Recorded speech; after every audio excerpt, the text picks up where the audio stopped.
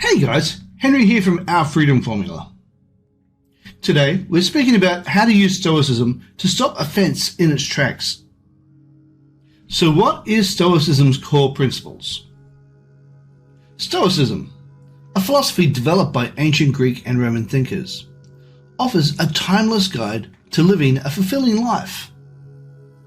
At its heart, Stoicism teaches us to cultivate inner peace and tranquility regardless of external circumstances. This is achieved by focusing on what is within our control while accepting and embracing what is not.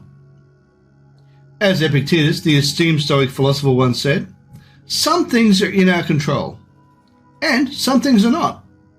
These profound words remind us that we can't control the actions, opinions, and attitudes of others. However, we do possess complete control over our own thoughts, emotions, responses, and actions. This fundamental Stoic principle becomes invaluable when faced with offensive situations. The story of the abusive phone call. Picture this. You're diligently working at the counter serving customers when the phone rings. On the other end, a colleague unleashes a torrent of verbal abuse, blaming you for sending a customer to their department for a refund request that rightfully belongs to their department. Initially, you feel hurt, confused, angry, and you want to tell them off for abusing you. But they hang up on you before you can explain yourself. However, because you're a student of Stoicism, you know that this is a crucial moment to put your philosophy into practice. Stoic techniques for resilience. Our Stoic protagonist, let's call him John, faced a challenging situation. However, he employed practical Stoic techniques to maintain his composure and rise above the offense. Here's how he did it. Reflect on what is in your control. John reminded himself of Epictetus' timeless wisdom, understanding that he had no control over his colleagues' behavior. Instead, he focused on his own response and mindset. He remembered what Epictetus once said, happiness and freedom begin with a clear understanding of one principle. Some things are within our control, and some things are not. Examination of self. John, with his Stoic mindset, examined his actions and intentions objectively. He acknowledged that he had sent the customer to the correct department considering the limited knowledge he had of their refund procedures. Seneca said, examine your principles, scrutinize your motives, and consider the end of your actions. Catching PreEmotions. He asked himself, what was my motives for sending the customer to that department? Could I have handled this differently? Was I wrong for sending the customer to that department? If at any time he discovered his motivation was lacking, then it was best for him to go and seek out his colleague and apologize. But if everything was okay, then realize that he had no control over their reaction, and that response was completely on them. Stoicism can have some hard truths. One being is that we need to take ownership of our own emotions, actions, reactions, and responses. And we will only find true freedom once we start doing that. Back to the story. Recognizing the rising tide of negative emotions within him, John took a moment to pause. He acknowledged his initial hurt and anger, but consciously chose not to let them dictate his response. This took vigilance, diligence, and self-awareness. Epictetus once said, it's not what happens to you, but how you react to it that matters. Harnessing the power of negative visualization.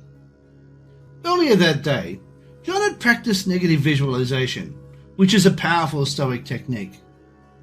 By envisioning potential challenges and offensive encounters, he mentally prepared himself.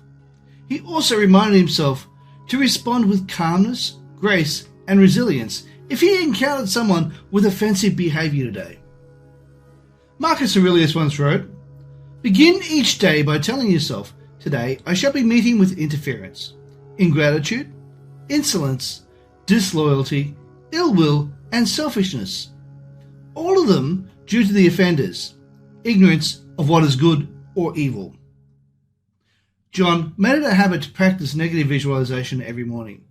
He knew he could potentially meet rude people throughout his day. This prepared him to remain calm under those stressful circumstances. The fruits of Stoic resilience. Despite the abusive phone call, John remained steadfast in his Stoic resolve.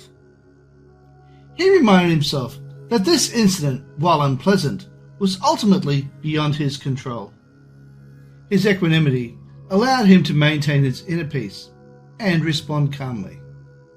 Despite the initial urge to retaliate, John recognized the futility of engaging in a confrontational response. Instead, he chose a different path, one guided by the wisdom of Stoic philosophers. John understood that expressing his anger and frustration would only escalate the situation and potentially harm his relationships with his work colleagues. He realized that engaging in a war of words would not lead to a resolution, but rather create further discord. In a practical Stoic way, John saw this incident as an opportunity for growth and self-improvement. He understood that by remaining calm and composed, he would not only preserve his own well-being, but also demonstrate strength of character. Seneca once said, "It is the power of the mind to be unquenchable." Moreover, John recognized that the abusive behavior of his colleague was a reflection of their character, not his own. He understood that he had no control over the actions and attitudes of others. By accepting this truth, John freed himself from the burden of taking their behavior personally. Marcus Aurelius once wrote, "Choose not to be harmed, and you won't feel harmed. Don't feel harmed, and you haven't been." Instead of dwelling on the offensive phone call, John chose to focus on his own growth and self-improvement. He used his experience as a reminder to cultivate empathy and understanding towards others, recognizing that everyone carries their own burdens and challenges. Marcus Aurelius wrote, "We are too quick to pass judgment and too slow to acknowledge the complexity of others." By reframing the situation, John transformed it into a valuable lesson in resilience and compassion. He embraced the opportunity to strengthen his own character and deepen his understanding of the Stoic principles he'd been studying. Practical tips for applying Stoicism. Let's look at some practical tips for you to implement in your own life. Focus on what you can control. Direct your energy towards your own thoughts, emotions, and actions. Practice self-reflection. Examine your intentions and actions honestly, accepting responsibility where necessary. Cultivate self-awareness. Be mindful of your emotions, catching them before they overpower you. Engage in negative visualization. Prepare yourself mentally for offensive encounters. This enables you to maintain composure. Embrace the wisdom of ancient Stoic philosophers. Draw inspiration from their timeless quotes, allowing them to guide you on your journey. During the abusive phone call, John's Stoic philosophy enabled him to rise above his initial impulse to retaliate and speak his mind. Instead, he approached the situation with wisdom and self-restraint. By recognizing the limits of his control and understanding that the behavior of others is a reflection of their character, he freed himself from unnecessary suffering.